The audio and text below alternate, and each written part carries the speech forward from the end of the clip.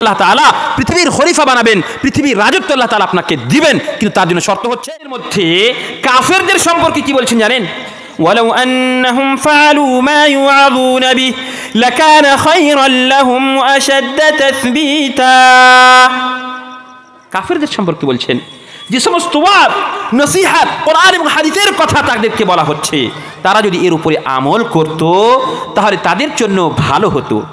তাহলে বোঝা গেল যে কোরআন এবং হাদিসকে আল্লাহ রাব্বুল আলামিন আমাদের উপরে আমল করার জন্য তৈরি করেছেন বা পাঠিয়েছেন, শুধুমাত্র শোনার জন্য নয়, বা বাড়িতে সুন্দর করে তাকে কোরআনকে সাজিয়ে রেখেছেন।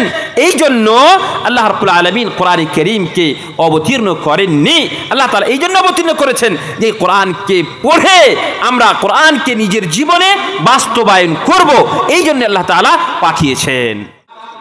পৃথিবীতে এই কোরআন কারীমটা আমাদের জন্য পথ প্রদর্শক হবে কখন? কারীম যারা মুত্তাকি পরহেজগার তাদের জন্য এই কোরআনটা পথ প্রদর্শক হবে।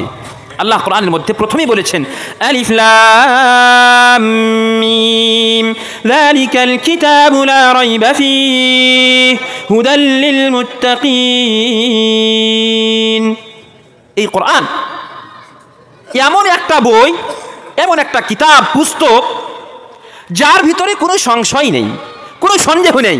পৃথিবীর বুকে কোনো এমন মানুষ নেই যে কোনো পুস্তক লেখার পরে বলতে পারবে যে এই কোরআনের এই বইয়ের ভিতরে, এই পুস্তকের মধ্যে কোনো ভুল নেই, ত্রুটি নেই, এই কথা কেউ বলতে পারবে না। কিন্তু আল্লাহ রাব্বুল আলামিন এই কোরআন কারীমের সম্পর্কে বলছেন কি, যালিকাল কিতাব লা রাইবা ফীহি, এই কোরআনের মধ্যে কোনো সন্দেহ নেই। আরও একটা যালিকা বলা হয়েছে, জানেন? যারা আরবি জানেন তারা বুঝতে পারবেন যে কোরআনটা তো কাছেই আছে। যালিকা বলা হয় যে ওই লোকটা, যালিকার রাজুল মানে ওই লোকটা যে দূরে আছে, আর হাযার রাজুল মানে কাছে, যে লোকটা এখানে পাশে বসে আছে তার সম্পর্কে বলা হয় হাযার রাজুল। আর যালিকা বলা হয় দূরের জন্য। কোরআনটা তো পাশেই, কোরআনের সম্পর্কে এই কোরআনটা। তবে আল্লাহ রাব্বুল আলামিন যালিকা কেন বললেন? যালিকা কেন বললেন যে এই কোরআনটা বলার ক্ষেত্রে দূরের জমির কেন আল্লাহ রাব্বুল আলামিন ব্যবহার করলেন? তো বলা হয়েছে যে কোনো জিনিসের যখন মর্যাদা এবং সম্মান দিয়ে বলা যায়, তখন তাকে ইসমি ইশারা বাঈদ মানে দূরের জন্য যে শব্দটা আছে সেটাকে ব্যবহার করা হয়। তো কোরআনের সম্মান এবং মর্যাদার খাতিরে আল্লাহ রাব্বুল আলামিন এখানে হাযা না বলে যালিকা বলেছেন। এর মাধ্যমে কোরআনের সম্মানকে আল্লাহ রাব্বুল আলামিন বুঝিয়েছেন। এবং আল্লাহ রাব্বুল আলামিন বলছেন এই কোরআনটা পথ প্রদর্শক হবে, সঠিক রাস্তা দেখাবে কাকে? হুদাল লিল মুত্তাকিন, যারা মুত্তাকি হবে, যারা পরহেজগার হবে, তাদের জন্য এই কোরআনটা পথ প্রদর্শক হবে। মুত্তাকি মানে কি? তাকওয়া কাকে বলে? আল্লাহর ভয় কি জিনিস এই সম্পর্কে আমাদেরকে কিছুটা জানা দরকার। যেহেতু কোরআন কারীমের মধ্যে আল্লাহ রাব্বুল আলামিন স্বয়ং নবী করিম সাল্লাল্লাহু আলাইহি ওয়াসাল্লামকে এই তাকওয়া, এই পরহেজগারির ওসিয়ত করেছিলেন। আল্লাহ বলছেন ওয়ালাকাদ ওয়াসাইনাল্লাযীনা উতুল কিতাবা মিন ক্বাবলিকুম ওয়া ইয়্যাকুম আনিত্তাকুল্লাহ। বলছেন আল্লাহ রাব্বুল আলামিন, আমি তোমাকে তোমার পূর্বে যে সমস্ত আম্বিয়া কিরামদেরকে যেভাবে ওসিয়ত করেছিলাম সেই ওসিয়তটা তোমাকেও করছি। সেই ওসিয়তটা কি? আনিত্তাকুল্লাহ, নিজের ভিতরে আল্লাহর ভয় সৃষ্টি করো, আল্লাহর ভয় সৃষ্টি করো। এর মানে কি? আপনার ভিতরে আল্লাহর ভয় আছে না নেই আপনি কিভাবে জানবেন? তো বলা হয়েছে যে আল্লাহর ভয় কি জিনিস? আর তাকওয়াটা কি জিনিস? আন তাজআলা বাইনাকা ওয়া বাইনা মাহারিমিল্লাহি উইকায়া, আপনি আপনার ভিতরে এবং আল্লাহ রাব্বুল আলামিন যাহা কিছু আপনার উপরে হারাম করেছেন তার ভিতরে একটা আড় সৃষ্টি করবেন, সেই আড়টাকে তাকওয়া বলা হয়। এবং হযরত আলী বিন আবি তালিব রাদিয়াল্লাহু তাআলা আনহু উনি তাকওয়ার সংজ্ঞা দিতে গিয়ে, আল্লাহর ভয় নিজের ভিতরে সংজ্ঞা দিতে গিয়ে উনি বলছেন আল খাউফু মিনাল জালিল, আত তাকওয়া আল খাউফু মিনাল জালিল, মানে আল্লাহকে স্মরণ করে আপনার হৃদয়টা কেঁপে উঠবে। শুনেন, আমাদের ভিতরে প্রত্যেকটা মানুষ যদি শুধুমাত্র এই কথাটা নিজের ভিতরে রাখে যে আল্লাহ রাব্বুল আলামিন আমাকে দেখছেন এবং আল্লাহ রাব্বুল আলামিন আমার কথাকে শুনছেন, তাহলে আমাদের ভিতরে কেউ গুনার কাজ করবে না। কিন্তু যেহেতু শয়তানের চক্রান্তে পড়ে আমরা গুনার কাজ করে থাকি, আল্লাহ রাব্বুল আলামিন আমরা যা কিছু করি সমস্ত কিছু দেখেন এবং শুনেন। আল্লাহ কোরআনের মধ্যে বলছেন লাইসা কামিসলিহি শাই ওয়া হুয়াস সামিউল বাসীর, আল্লাহর মতো পৃথিবীতে কোনো জিনিস নেই। তাওহীদের একটা কথা, তাওহীদ প্রসঙ্গে এটা আমরা যেহেতু আহলে হাদিস, নামে আহলে হাদিস, আমাদের আকীদা, আমাদের ঈমান অত্যন্ত কমজোর, কিন্তু আকীদার একটা বিষয় এটা শুনেন যে আল্লাহ রাব্বুল আলামিন শুনেন এবং দেখেন। আল্লাহ রাব্বুল আলামিন শুনেন এবং দেখেন। তো আল্লাহ কিভাবে শুনেন? আল্লাহ রাব্বুল আলামিন যে শুনেন, তো কিভাবে শুনেন? আল্লাহর কান আছে, তো কান কি রকম আছে, কি ধরনের আছে, আমাদের মতো কিসের মতো? আল্লাহর চোখ আছে, তো কিসের মতো? এই ধরনের প্রশ্ন করা জায়েজ নয়। এই ধরনের প্রশ্ন করা জায়েজ নয়। আল্লাহ শুনেন, কিভাবে শুনেন আমরা জানি না। আল্লাহ দেখেন, কিভাবে দেখেন আমরা জানি না। সামাউহু ইয়ালিকু বিসামাইহি, আর বাসারুহু ইয়ালিকু বিবাসারাতিহি আও বিবাসারিহি, এইভাবে বলা হয়েছে। ইমাম মালিক রাহমাতুল্লাহ আলাইহির একটা কওল আপনাদেরকে এই সম্পর্কে আমি শুনিয়ে দিই, যেহেতু আকীদা এবং তাওহীদ সম্পর্কে কথা বলা হলো। তো ইমাম মালিক রাহমাতুল্লাহ আলাইহিকে জিজ্ঞেস করা হলো যে মাল ইস্তিওয়া, আল্লাহ রাব্বুল আলামিন কোথায় আছে? আকাশের উপরে, আসমানের উপরে আছে, তাই তো? আল ইস্তিওয়া মানে আসমানে আল্লাহ রাব্বুল আলামিন আরশের উপরে মুস্তাওয়ী আছেন। তো আরশের উপরে যে মুস্তাওয়ী আছেন, কিভাবে মুস্তাওয়ী আছেন? আল্লাহ কি বসে আছেন, না শুয়ে আছেন, না কাত হয়ে আছেন, কিভাবে আছেন? তো মুস্তাওয়া আর রহমান আল আরশ ইস্তাওয়া, কোরআনের মধ্যে আল্লাহ রাব্বুল আলামিন বলেছেন আর রহমান আল আরশ ইস্তাওয়া, আল্লাহ রাব্বুল আলামিন আরশের উপরে মুস্তাওয়ী আছেন। কিভাবে আছেন এই সম্পর্কে, ইস্তিওয়া সম্পর্কে ইমাম মালিক রাহমাতুল্লাহ আলাইহিকে জিজ্ঞাসা করা হলো। তিনি বললেন আল ইস্তিওয়া মালুম ওয়াল কাইফু মাজহুল ওয়াস সুআলু আনহু বিদআতুন ওয়াল ঈমানু বিহি ওয়াজিবুন। বললেন যে আল ইস্তিওয়া মানে মুস্তাওয়ী হওয়া, আল্লাহ রাব্বুল আলামিন মুস্তাওয়ী হওয়া মানে ইস্তাওয়া মানে ইতালা, উপরে হওয়া। কিভাবে আছে আমরা জানি যে আল্লাহ মুস্তাওয়ী আছেন, এবং কিভাবে মুস্তাওয়ী আছেন এটা আমরা কেউ জানি না, কাইফিয়ত জানি না, কিভাবে আছেন এটা আমরা জানি না। এবং ইস্তাওয়া শব্দটা এমন একটা শব্দ আকীদার বিষয়ে যে তার কোনো ভাষাতে তার তরজমা ট্রান্সলেশন করা যাবে না। আপনি বলেন ইস্তাওয়া মানে বসে আছেন, উপরে আছেন, কিভাবে আছেন, এইভাবে কোনো ভাষাতে তার সেটাকে ব্যক্ত করা যাবে না। তাহলে আল্লাহ তাআলা মুস্তাওয়ী আছেন, আকাশে আরশের উপরে আছেন, এইভাবে আমাদের ঈমান আনতে হবে। ওয়াস সুআলু আনহু বিদআতুন, আর এই সম্পর্কে আল্লাহ রাব্বুল আলামিন কেমন, আল্লাহ দেখতে কেমন, আল্লাহর চোখ কেমন, আল্লাহ কিভাবে মুস্তাওয়ী আছেন, আল্লাহর পা কেমন, আল্লাহর হাত কেমন, এই সমস্ত জিজ্ঞাসাবাদ করা এগুলো হচ্ছে বিদআত। এই সব আল্লাহর সম্পর্কে এই রকম প্রশ্ন করা যাবে না। আসি আমরা তাকওয়া সম্পর্কে বলছিলাম যে হযরত আলী বিন আবি তালিব রাদিয়াল্লাহু তাআলা আনহু উনি তাকওয়া সম্পর্কে কি বলেছেন? তো বলছেন আল খাউফু মিনাল জালিল, আল্লাহ রাব্বুল আলামিনের ভয় নিজের ভিতরে সৃষ্টি করা, ওয়াল আমালু বিতানজিল, কোরআনের উপরে আমল করা, ওয়াল কানাআতু বিল কালিল, এবং আল্লাহ রাব্বুল আলামিন যে কিছু আপনাকে সম্পদ দান করেছেন তার উপরে আপনাকে সন্তুষ্ট হওয়া, ওয়াল ইস্তিদাদু লিয়াউমির রাহিল, এবং কিয়ামতের দিনের জন্য আপনাকে এখন থেকে প্রস্তুতি নিতে হবে। এইটাকে বলা হয় তাকওয়া। এই চারটা জিনিসের নাম হচ্ছে তাকওয়া। এই চারটা জিনিস যদি আমাদের ভিতরে পাওয়া যায় তবে এই কোরআনটা আমাদের জন্য পথ প্রদর্শক হবে। আল্লাহ রাব্বুল আলামিন আহলে মক্কা সম্পর্কে এবং সারা বিশ্বের মানব জাতির সম্পর্কে কোরআনে কারীমের মধ্যে বলছেন যে আহলে মক্কা ওয়ালাউ আন্না আহলাল কুরা আমানু ওয়াত্তাকাউ ওয়ালাউ আন্না আহলাল কুরা আমানু ওয়াত্তাকাউ লাফাতাহনা আলাইহিম বারাকাতিম মিনাস সামাই ওয়াল আরদ, আমাদের ভিতরে যদি তাকওয়া থাকতো, আল্লাহর ভয় থাকতো ঈমানের সাথে সাথে, তবে আল্লাহ তাআলা বলছেন লাফাতাহনা আলাইহিম বারাকাতিম মিনাস সামাই ওয়াল আরদ। আল্লাহ রাব্বুল আলামিন জমিন এবং আসমানের যতগুলো বরকত রয়েছে, যত খাজানা রয়েছে সবগুলোকে খুলে দিবেন, কিন্তু তার জন্য শর্ত হচ্ছে যে আপনাকে মুত্তাকি হতে হবে, আমাকে পরহেজগার হতে হবে, এবং আল্লাহর ভয় নিজের ভিতরে সৃষ্টি করতে হবে। আরো শুনেন, আমাদের মধ্যে হয়তো কিছু মানুষ মনে করছে যে আমরা যদি হারাম ব্যবসা না করি, উদাহরণস্বরূপ আমাদের এই মুর্শিদাবাদে সবথেকে বড় ব্যবসা হচ্ছে বিড়ির ব্যবসা, কোনো সন্দেহ নেই। সমস্ত উলামায়ে কেরাম, আহলুস সুন্নাহ ওয়াল জামাআহ, আহলে হাদিস, সালাফে সালেহিন সবাই একমত যে বিড়িটা হচ্ছে হারাম, এতে কোনো সন্দেহ নেই। এবং আমাদের এলাকাতে প্রত্যেকটা বাড়িতে মানুষেরা, মহিলারা বিড়ি তৈরি করে, প্রত্যেকটা বাড়িতে। তবে এই যে বিড়ি তৈরি করে, বিড়ি তৈরি করাটা আপনি নিজে তো এইভাবে উপার্জন যেটা করলেন সেটা হারাম হলো, আপনি যার জন্য তৈরি করলেন তার আপনি সহযোগিতা করলেন, এইভাবে আপনি হারাম কাজ করলেন। আর যারা খাচ্ছে সে তো হারাম কাজ করছেই করছে, যারা ব্যবসা করছে তাদের ব্যবসা হচ্ছে হারাম, এতে কোনো সন্দেহ নেই।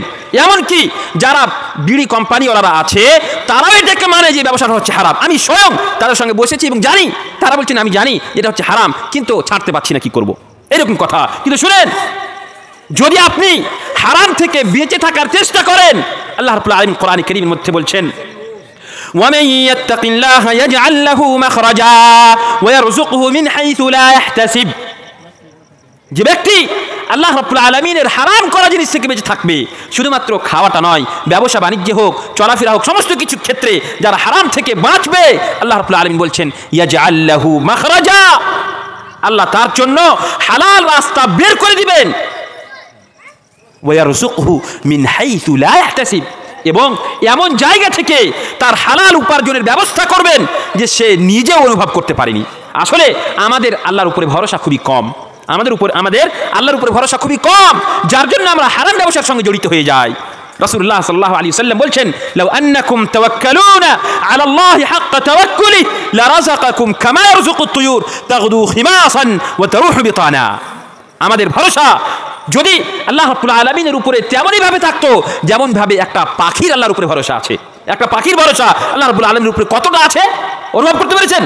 সে যখন সকালে বের হয়, তাগদু খিমাসান, সকালে বের হয়, তখন তার পেট সম্পূর্ণভাবে ফাঁকা থাকে। ওয়া তারুহু বিতানা, আবার সে নিজের ঘোঁসলাতে নিজের জায়গাতে যখন সে আবার ফেরত আসে তখন তার পেট পরিপূর্ণ থাকে। তো আমাদের ভরসা যদি আল্লাহ রাব্বুল আলামিনের উপরে সেই পাখির মতো হতো, তবু আল্লাহ রাব্বুল আলামিন আমাদেরকে সেই পাখির মতো রুজি দান করতেন। তাহলে আমাদেরকে তাকওয়া অবলম্বন করতে হবে, আল্লাহর ভয় নিজের ভিতরে সৃষ্টি করতে হবে। আল্লাহ তাআলা কোরআন কারীমের মধ্যে বলছেন, ইয়া আইয়ুহাল্লাযীনা আমানু কু আনফুসাকুম ওয়া আহলিকুম নারা। আমরা যে সুষ্ঠু সমাজ গঠন করব, আদর্শ সমাজ কিভাবে গঠন করব, আমরা এইভাবেই তো আল্লাহর ভয় নিজের ভিতরে সৃষ্টি করতে হবে এবং নিজের পরিবারকে আল্লাহর ভয় দেখাতে হবে। কু আনফুসাকুম, তোমরা নিজের নফসকে, আমাদের মধ্যে প্রত্যেকটা ব্যক্তি যদি শুধুমাত্র নিজের দায়িত্ব নিয়ে নেয় আর নিজের পরিবারের দায়িত্ব নিয়ে নেয়, তবে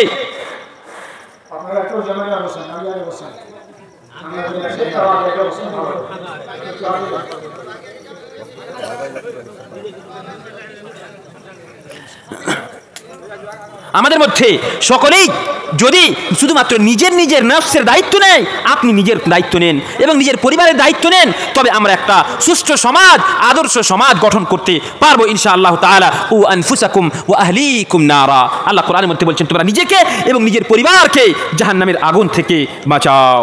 ভাই ও বাবা জীবন, আমরা এতক্ষণ পর্যন্ত জানতে পারলাম যে আমাদেরকে আল্লাহ রাব্বুল আলামিনের ভয় নিজের ভিতরে সৃষ্টি করতে হবে। আল্লাহর ভয় যদি আমাদের ভিতরে না থাকে তবে আমরা সুষ্ঠু সমাজ গঠন করতে পারবো না, আদর্শ সমাজ তৈরি করতে পারবো না। আল্লাহর ভয় না থাকলে আমরা হারাম থেকে বাঁচতে পারবো না, হতেই পারে না। এবার আসেন, আমরা জানি যে আল্লাহর রাসূল সাল্লাল্লাহু আলাইহি ওয়াসাল্লাম পৃথিবীতে একটা সুষ্ঠু সমাজ গঠন তৈরি করেছিলেন। পৃথিবীতে যখন সমস্ত জায়গাতে শিরক ছিল, বিদআত ছিল, খুরাফাত ছিল, সমস্ত রকমের অন্যায়, মারামারি, হানাহানি, কাটাকাটি হতো, সেই সময় রাসূলুল্লাহ সাল্লাল্লাহু আলাইহি ওয়াসাল্লামকে আল্লাহ রাব্বুল আলামিন পৃথিবীতে নবী বানিয়ে পাঠালেন। আর নবী সাল্লাল্লাহু আলাইহি ওয়াসাল্লাম সম্পর্কে আল্লাহ রাব্বুল আলামিন কোরআনে কারীমের মধ্যে আয়াত অবতীর্ণ করলেন, লাকাদ কানা লাকুম ফি রাসূলিল্লাহি উসওয়াতুন হাসানাহ। আল্লাহ রাসূল সাল্লাল্লাহু আলাইহি ওয়াসাল্লামের জীবনীটা হচ্ছে আমাদের জন্য উসওয়া, নমুনা, আইডিয়াল। মানে উনি যেভাবে চলাফেরা করেছেন, যেভাবে কথাবার্তা বলেছেন, যেভাবে দাওয়াতের কাজ করেছেন, যেভাবে মানুষের সঙ্গে সম্পর্ক রেখেছিলেন, সেইভাবে আমাদেরকে চলাফেরা করতে হবে, আমাদেরকে মানুষের সঙ্গে সম্পর্ক রাখতে হবে, সেইভাবে আমাদেরকে জীবনযাপন করতে হবে। তাহলে আল্লাহ রাব্বুল আলামিন নবী সাল্লাল্লাহু আলাইহি সাল্লামকে যখন নবী বানিয়েছিলেন তো কি বলেছিলেন? ইকরা বিসমি রাব্বিকাল্লাযী খালাক, যে পড়ো তোমার প্রভুর নামে, পড়তে বলেছেন। পৃথিবীর বুকে কোনো কওম, কোনো জাতি অতক্ষণ পর্যন্ত আগে বাড়তে পারবে না, নিজের যেটা আসল উদ্দেশ্য সেই উদ্দেশ্যকে সাফল্যমণ্ডিত করতে পারবে না, যতক্ষণ পর্যন্ত সেই জাতিরা পড়াশোনা না করেছে, এডুকেটেড না হয়েছে, তালিম ইয়াফতা না হয়েছে, শিক্ষায় সুশিক্ষিত না হয়েছে, ততক্ষণ পর্যন্ত কোনো কওম, কোনো জাতি আগে বাড়তে পারে না। এবং আমাদের মুসলিম সমাজ, ইসলামের মধ্যে সর্বপ্রথম আয়াত হচ্ছে ইকরা, মানে পড়ো, মানে আমরা হচ্ছি উম্মতে ইকরা, ইকরায়ের উম্মত আমরা। কিন্তু দুঃখের বিষয় উম্মত ইকরা লা তাকরা, উম্মত ইকরা লা তাকরা, মানে এই পড়াশোনার উম্মত আসলে কিন্তু পড়াশোনা করে না। এই উম্মতটা ছিল উম্মতে মুহাম্মাদিয়া, আমরা পড়াশোনার উম্মত ছিলাম, কিন্তু দুঃখের বিষয় যে আমরা পড়াশোনা করি না। তাহলে আমাদেরকে পড়াশোনা করতে হবে, পড়াশোনার মাধ্যমে আমাদেরকে আগে বাড়তে হবে।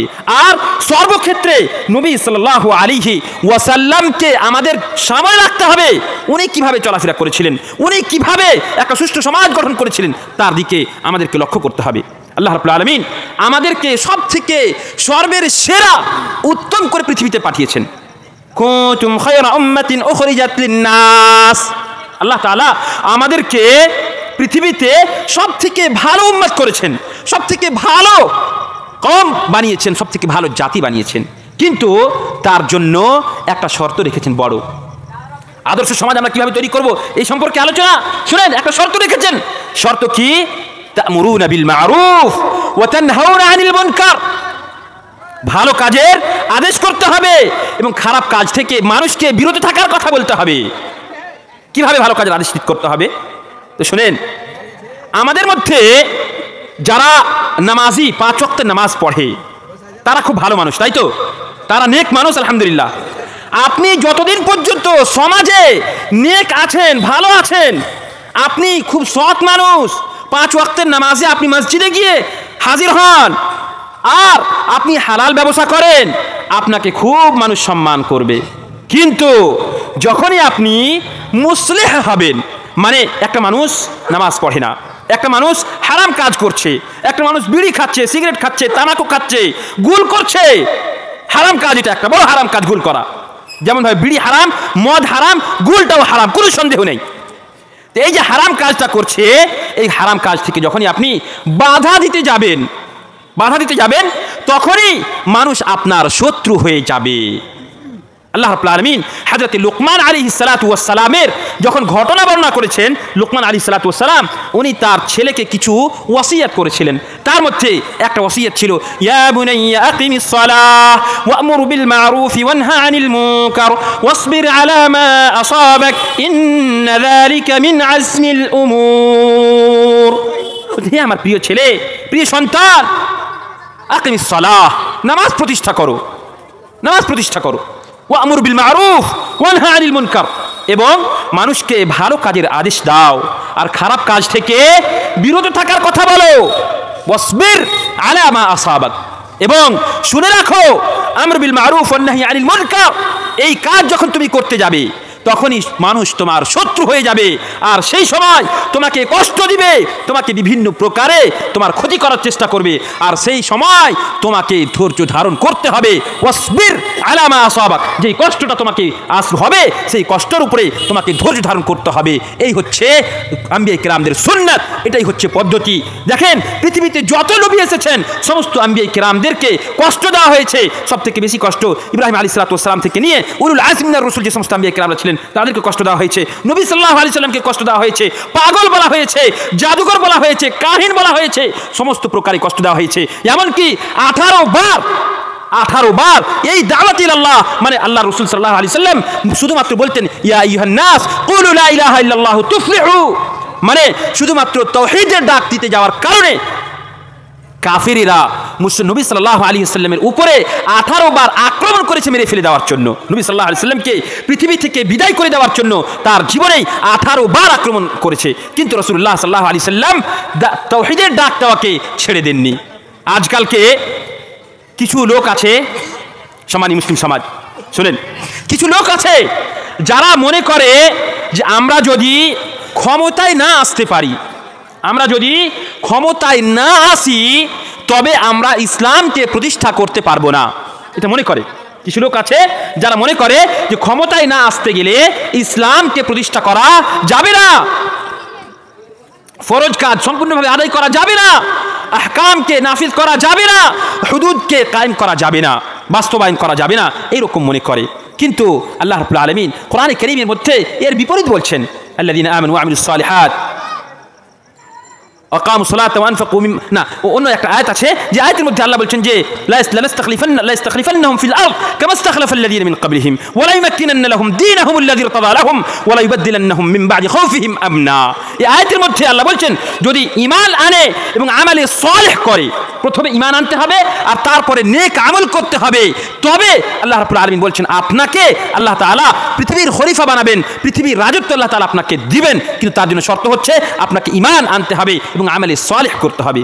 আপনি পৃথিবীতে নেক জীবন চাইছেন তো, ভালোভাবে জীবন যাপন করতে চাইছেন তো, আল্লাহ রাব্বুল আলামিন কোরআনে কারীমের মধ্যে বলছেন মান আমিলা সালিহাম মিন যাকারিন আও উনসা ফালানুহয়িয়ান্নাহু হায়াতান তাইয়্যিবাহ ওয়া লানাজজিয়ান্নাহুম আজরাহুম বিআহসানি মা কানু ইয়ামালুন।